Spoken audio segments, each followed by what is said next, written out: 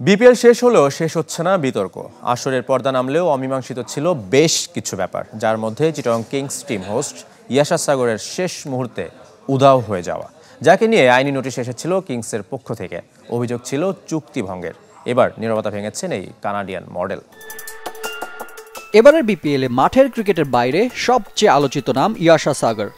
Canadian মডেলকে tournament ইতিহাসের অংশ বললেও ভুল হবে না, কারণ তার আগে বিপিএলে টিম হোস্টের প্রচলন ছিল না।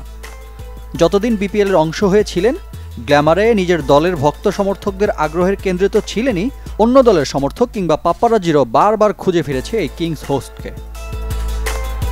তবে টুর্নামেন্টের শেষ ভাগে এসে হঠাৎ উধাও হয়ে যান ইয়াশা। চিটাগং কিংসের পক্ষ থেকেও মিডিয়ায় দেওয়া হয় এক আইনি নোটিশ, যেখানে অভিযোগ ফ্র্যাঞ্চাইজিটির সাথে করা চুক্তি ভঙ্গ করেছে এই মডেল। তবে তখন কোনোভাবেই ইয়াশার মন্তব্য জানা যায়নি। শেষ পর্যন্ত নিজের অবস্থান স্পষ্ট জানিয়ে দিয়েছেন চিটাগং কিংস হোস্ট। ফেসবুকে দেয়া এক পোস্টে জানিয়েছেন, পেশাদারিত্ব ও স্বচ্ছতাকে সবার আগে প্রাধান্য দেন তিনি। কিংস ফ্র্যাঞ্চাইজির বিরুদ্ধে এনেছেন পারিশ্রমিক পাওনা থাকার অভিযোগ।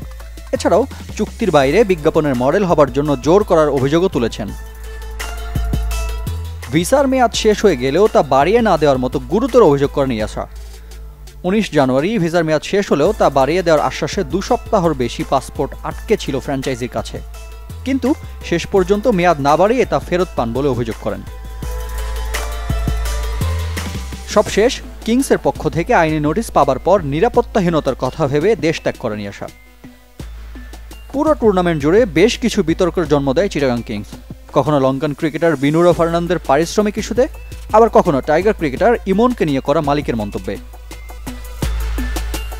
তবে বাংলাদেশের ক্রিকেট প্রেমী ভক্ত সমর্থকদের ভালোবাসায় অভিভূত কানাডিয়ান মডেল আবারও ফিরে আসতে চান বাংলাদেশে।